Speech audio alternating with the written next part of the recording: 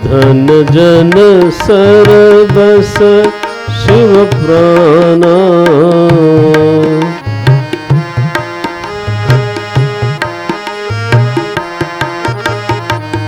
मुनि धन जन सरबस शिव प्राणा।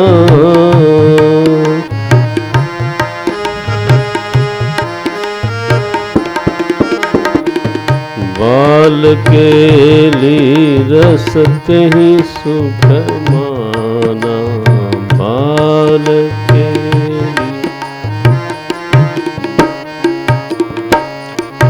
बाल केली रसत ही सुख माना।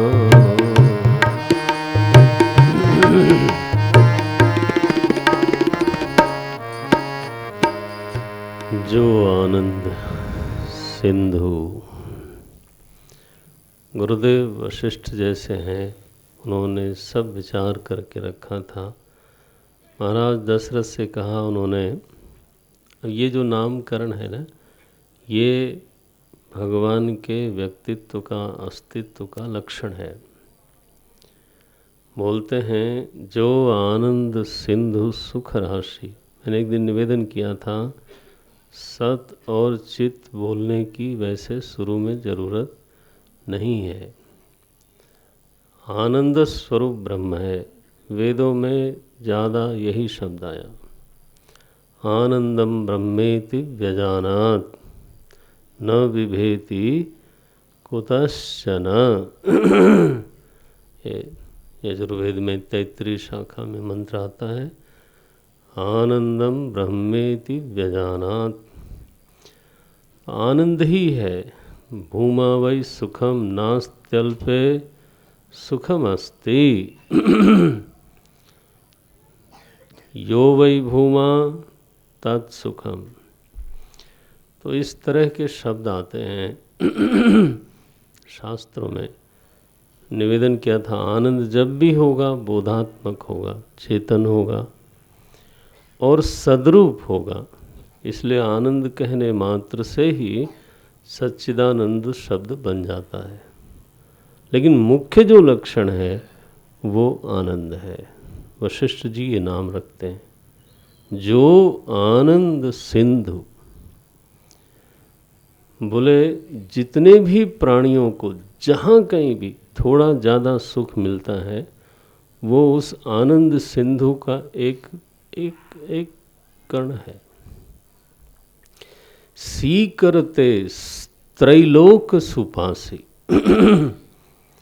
हमारे भगवान भाष्यकार की पंक्ति का गोस्वामी जी ने ये अनुवाद किया है। मनीषा पंचकम में लिखा, यत् सौख्याम बुधिलेशलेशतै में शक्रादयो निर्वृताः। लेश लेशत। और आनंद कैसा है? सौख्याम बुधि।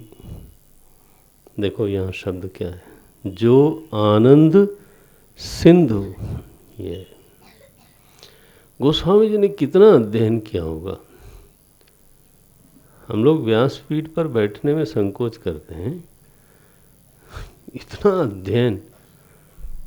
मुझे किसी विद्वान ने कहा करीब करीब 368 वगैरह ग्रंथ का उन्होंने उल्लेख इसमें पाया। तो बहुअधीत। अभी हम लोग थोड़ा सा अध्ययन में कोई कमी रुचि रखते हैं। हमें एक कथाकार मिले, प्रयाग में आए थे मिलने। तो मैंने कहा, आपने कहाँ अध्ययन किया? बोले भागवत तो मेरे रक्त में बहती है। मैंने कहा अरे राम राम, वाणी में नहीं बहती,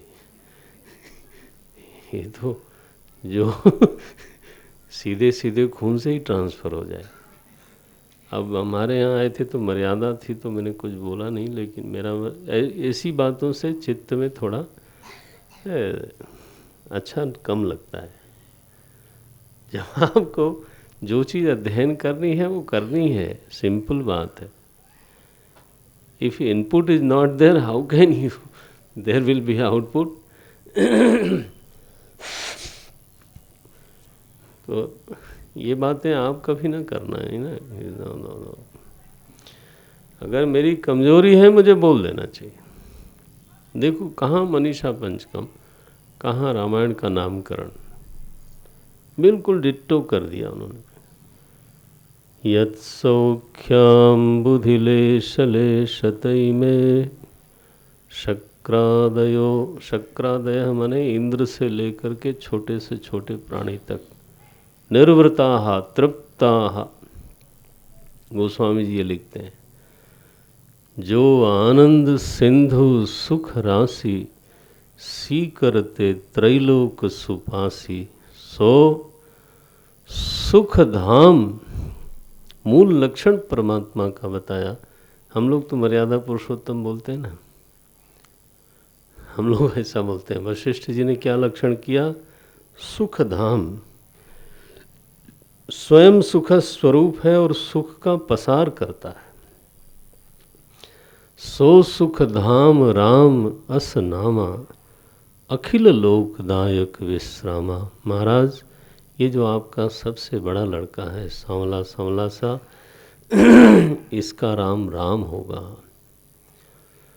तो रमन्ते सर्वे यस्मिन्, योगिनः भोगिनः कुयोगिनः साधकाः असाधकाः। केवल योगी लोग भ्रमण करते हैं ऐसा नहीं, नहीं नहीं नहीं। भोगियों को भी जो सुख मिलता है, कहाँ से मिलता है? यहाँ लिखा त्रैलोक सुपासी। ऐसा भी व्युत्पत्ति करते हैं, रमन्ते योगिनः यस्मिन्, है ना। लेकिन भोगिनः कुत्र रमन्ते। योगिनः भोगिनः विलासिनः साधकाः असाधकाः सर्वे प्राणिनः। उस विश्वामित्र जी परिचय कराएंगे अभी जनक जी से। ए प्रिय सबही जहाँ लगी प्राणी, ऐसा अद्भुत परिचय कराते हैं। जनक जी जिनके बारे में आप बात कर रहे हो, ये सारे प्राणियों को प्रिय है। भगवान जब वनवास में चलते हैं, नंगे पांव चलते हैं। एक भावुक गृहस्थ साधक ने मुझे कहा, वो महाराज चले गए चित्रकूट, और वहाँ उन्होंने इच्छा करी कि यहाँ भगवान चले हैं तो मैं नंगे पांव चलूँ। वो बड़े आदमी थे, कभी नंगे पांव चले नहीं होंगे। वहाँ कंकरी जब लगी पैर में, तो लौट के जब आए तो बोले, भरत जी पर मुझे बहुत गुस्सा है। मैंने कहा क्या हुआ? भरत जी ने क्या बिगाड़ दिया? बोले एक पादुका थी वो भी ले आए। मैंने कोशिश की थी, बहुत चुभी। भगवान वहाँ चलते हैं नंगे पांव, रास्ते में प्रकृति ऐसा सेवा में लगी है, वो मृदु हो जाती है। बिच्छू और सांप जो हैं वैसे तो तामसिक प्राणी कहे गए हैं, लेकिन भगवान को आते देख करके वो अपना विष छोड़ देते हैं। ये साहित्य है। बोलते हैं, जिनहि निरखी मग सांपिनी बीछी, तजहि विषम विष यद्यपि तीखी। विषम विष निगल देते हैं राम जी के दर्शन मात्र से। ऐसे हमारे मालिक हैं, सुख का प्रसार करने वाले। लीला भी हो तो फिर ऐसी हो ना फिर। जिन्हें ही निरखी मग सांपिन बीछी, तजहि विषम विष तामस तीखी। ये तामसिक हैं, तीक्ष्ण जंतु हैं, लेकिन फिर भी वो विष को संभालते नहीं, छोड़ देते हैं। नरम नरम दुर्वा मार्ग में आती है, ऐसे हमारे प्रभु। बोलते हैं नामकरण हुआ। भरत जी का नाम क्या है? विश्व भरण पोषण कर जोई। ताकर नाम भरत सोई। मुझे कई बार, अब थोड़ा रामायण कम करने लगा, कहा जाता है भरत चरित्र बताइए, इसी पर कथा करिए। तो मुझे जो समझ में आता है पर वहीं से उठाते हैं। नाम जो है ना वो लक्षण है। श्री भरत जी के चरित्र में वो प्रकट होना चाहिए कि उनके चरित्र से विश्व का भरण और पोषण होता है। देखो आप, उनको पूरी सभा ने कहा कि आप 14 वर्ष के लिए सिंहासन पर बैठो, यही महाराज की आज्ञा थी, इसी से उनके वचन की सिद्धि होगी। नहीं बैठे। राम जी ने कहा तब भी सिंहासन पर नहीं बैठे, सिंहासन पर चरण पादुका रखी, तपस्वी जीवन जीते रहे। सुशासन किया, सत्य को स्वीकार करके रखते हैं। सब संपत्ति रघुपति के आही। इसका ठीक उल्टा देखो, पांडु महाराज के जाने के बाद धृतराष्ट्र को कहा गया था आप राज्य के प्रतिनिधि हो, और पांडु का जो प्रथम पुत्र होगा वो राजा बनेगा, तब तक आप प्रतिनिधि रूप से शासन करो, ठीक है। वो बैठा सिंहासन पर, और फिर धृतम राष्ट्रम वो प्रतिनिधि नहीं रहा, फिर निधि प्रति हो गया, बिल्कुल।